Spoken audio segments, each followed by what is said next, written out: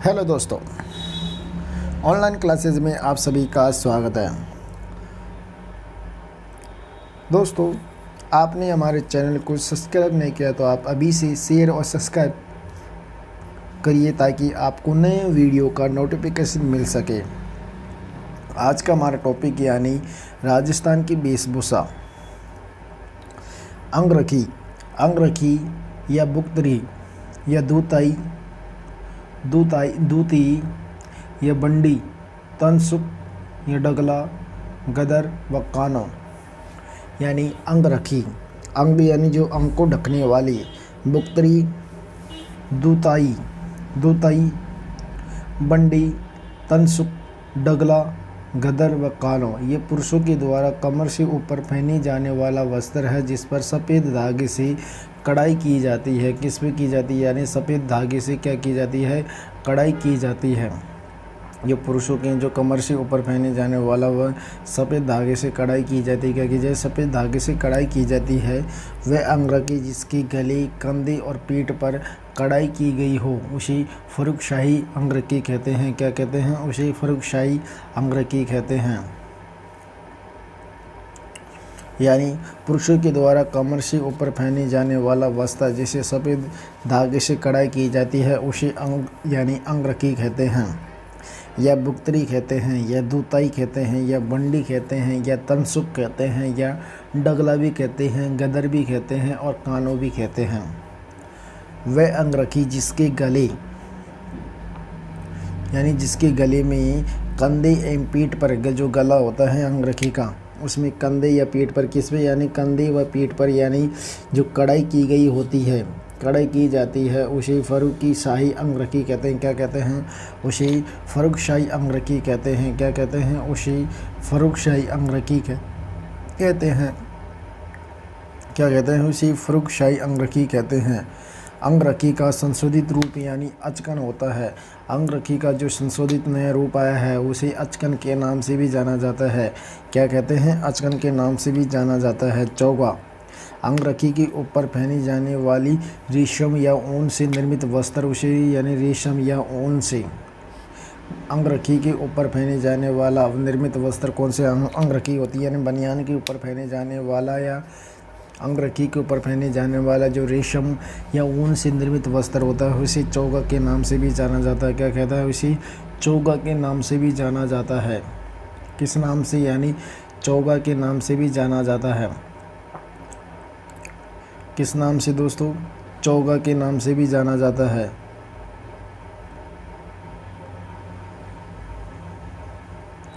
किस नाम से जाना जाता है यानी चौगा के नाम से भी जाना जाता है।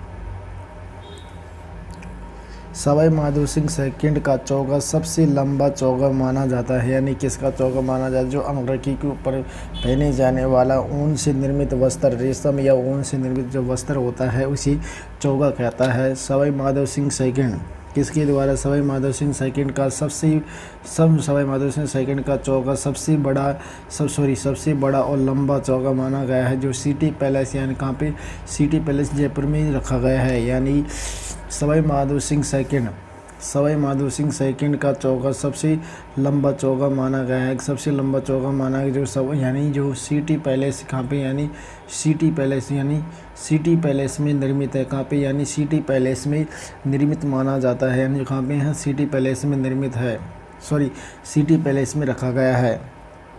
आत्मसुक किसे कहते हैं, आत्मसुक उसे कहते हैं जो सदियों में राजा महाराजाओं के द्वारा नीचे तक पहने जाने वाला लंबा वस्त्र जिसकी तुलना कश्मीरी फिरन होते हैं यानी सर्दियों में पहने जाने वाला आत्मसुक उसे कहते हैं जो सर्दियों में राजा महाराजाओं के द्वारा ऊपर से नीचे तक पहने जाने वाला लंबा वस्त्र होता है। ऊपर से नीचे कान से यानी ऊपर से नीचे तक पहने जाने वाला लंबा वस्त्र होता है जिसकी तुलना कश्मीरी फिरन से की गई है। किसकी तुलना यानी कश्मीरी फिरन से की गई। जो लंबा होता है, कौन सा होता है, लंबा होता है जो यानी से ऊपर से नीचे तक ऊपर से नीचे तक पहने जाने वाला लंबा वस्त्र होता है उसे आत्मसुक कहते हैं। क्या कहते हैं, उसे आत्मसुक के नाम से जाना जाता है, यानी आत्म सुख के नाम से जाना जाता है। सर्दियों में राजा महाराजाओं के द्वारा ऊपर से नीचे तक पहने जाने वाला लंबा वस्त्र होता है, जिसकी तुलना यानी कश्मीरी फिरन से की गई है, उसे आत्म सुख के नाम से जाना जाता है। सबसे प्राचीन आत्म सुख सवाई माधो सिंह फर्स्ट का है। माधो सिंह फर्स्ट का है, किसका? माधो सिंह सेकंड का माना जाता है। सबसे प्राचीन आत्म सुख यानी सबसे प्राचीन आत्म सुख जो सिटी पैलेस में रखा है, जो सिटी पैलेस में रखा गया है। कहाँ पे? यानी सिटी पैलेस में रखा गया है, माधो सिंह फर्स्ट का। यानी सबसे प्राचीन आत्म सुख किसका माना जाता है? माधो सिंह फर्स्ट का माना जाता है, जो सिटी पैलेस जयपुर में रखा है। यानी कहाँ पे रखा है? यानी सिटी पैलेस जयपुर में रखा गया है। और सबसे आत्म सुख यानी सबसे जो कश्मीरी पिस्तौल से माना जाए तुलना की गई है। और जो चोगा यानी सबसे माधो सिंह सेकंड का सबसे लंबा चोगा है, जो यानी अंगरखी के ऊपर पहने जाने वाला रेशम या ऊन से निर्मित वस्त्र होता है। क्या होता है? रेशम या ऊन से निर्मित वस्त्र होता है, उसे कहते हैं जामा। जामा वो होता है जो अंगरखी व चोगा के स्थान पर पहने जाने वाला स्थान होता है। अंगरखी या चोगे के स्थान पर पहना गया वस्त्र होता है, उसे जामा के नाम से जाना जाता है। क्या कहते हैं? जामा के नाम से भी जाना जाता है। जामा यानी अंगरखी व चोगे के स्थान पर पहने जाने वाला वस्त्र, उसे कहते हैं जामा कहते हैं। क्या कहते हैं? जामा कहते हैं। घेरदार जामे का प्रचलन यानी अकबर ने प्रारंभ किया था। किसने किया था? यानी घेरदार जामे का प्रचलन किसके द्वारा किया गया था? अकबर के द्वारा किया गया था। किसके द्वारा? अकबर के द्वारा किया गया था। यानी अंगरखी या चोगे के स्थान पर पहने जाने वाला जो वस्त्र रहता है उसे जामा कहते हैं। और घेरदार जामे का प्रचलन यानी अकबर के द्वारा प्रारंभ किया गया था। किसके द्वारा? अकबर के द्वारा प्रारंभ किया गया था। कमरबंद व पटका इसे कहते हैं, जो यानी अंगरखी या जामे के ऊपर कमरबंद बांधा गया वस्त्र, जिसमें तलवार डालकर रखी जाती है। क्या रखी जाती है? तलवार डालकर रखी जाती है, उसे कमरबंद या फटके के नाम से जाना जाता है। यानी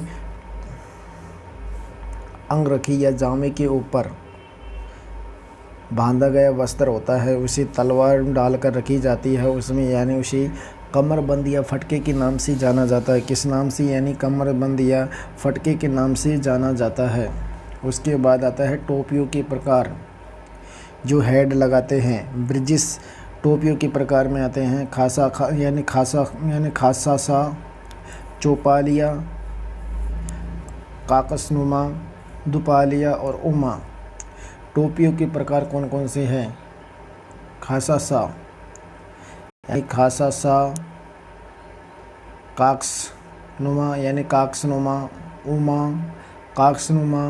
उमा, चौपलिया, दुपलिया और काक्सनुमा, उमा, ये टोपियों के प्रकार माने जाते हैं। ये टोपियों के प्रकार कौन कौन से हैं? टोपियों के प्रकार माने जाते हैं, यानी खासा माना जाता है, चौपलिया माना जाता है, काकसनुमा माना जाता है, दुपलिया माना जाता है, उमा माना जाता है। ब्रिजिस यानी ब्रिजिस क्या होता है? ब्रिजिस और ब्रिजिस जो कमर से नीचे पहने जाने वाला चूड़ीदार पायजामे के समान वस्त्र होता है। क्या होता है? यानी चूड़ीदार पायजामे के समान होता है, जो कमर से नीचे पहने जाने वाला वस्त्र होता है। कौन से? कमर के नीचे पहने जाने वाला चूड़ीदार पायजामे के समान जो वस्त्र होता है, उसे ब्रिजिस कहते हैं। क्या कहते हैं? उसे ब्रिजिस कहते हैं। चूड़ीदार पायजामे के समान वस्त्र यानी जो कमर से नीचे पहने जाने वाला वस्त्र वो होता है, उसे ब्रिजिस कहते हैं। सर्वप्रथम ब्रिजिस यानी ब्रिटिश पॉलिटिकल एजेंट शिकार पर जाते समय ब्रिजिस का पहना जाते थे। यानी ब्रिटिश एजेंट कौन पहनते हैं? ब्रिटिश एजेंट होते थे, वो शिकार पर जाते समय ब्रिजिस पहना जाते थे। वर्तमान में ये पोलो के खिलाड़ियों की पोशाक है। कौन सी है? पोलो के खिलाड़ियों की। वर्तमान में यानी जो ब्रिजिस होता है वो पोलो के खिलाड़ी होते हैं, उनकी पोशाक मानी जाती है। किसकी मानी जाती है? यानी पोलो के खिलाड़ियों की पोशाक मानी जाती है। घुघी उसे कहते हैं, जो वस्त्र यानी वह वर्षा ऋतु में वर्षा से बचाने वाला वस्त्र होता है।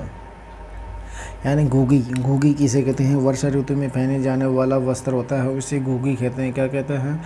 उसे घुघी कहते हैं। जो सर्दी में कंधे पर डालने वाला व शॉल के समान वस्त्र होता है उसे पामड़ी कहते हैं, कामड़ी भी कहते हैं।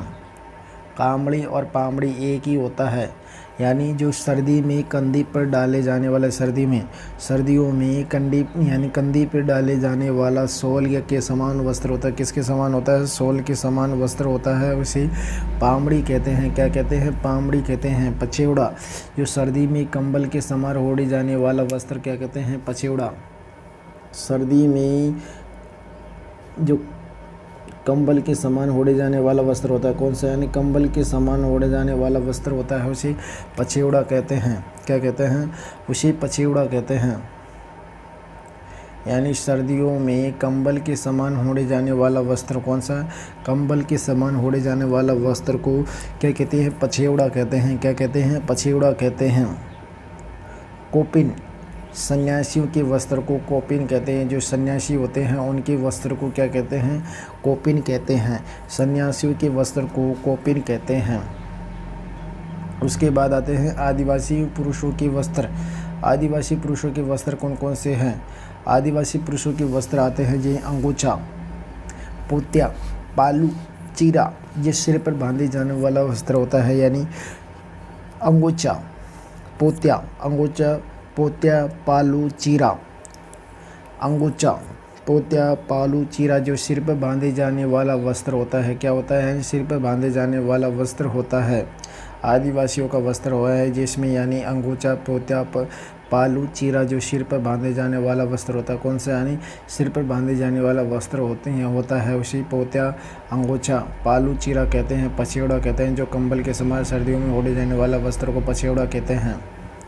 कोपिन, जो सन्यासियों के वस्त्र। पामड़ी, जो सर्दियों में कंधे पर डाले जाने वाला व शॉल के समान वस्त्र होता है। उसके बाद आता है थेपाड़ा यानी देपाड़ा।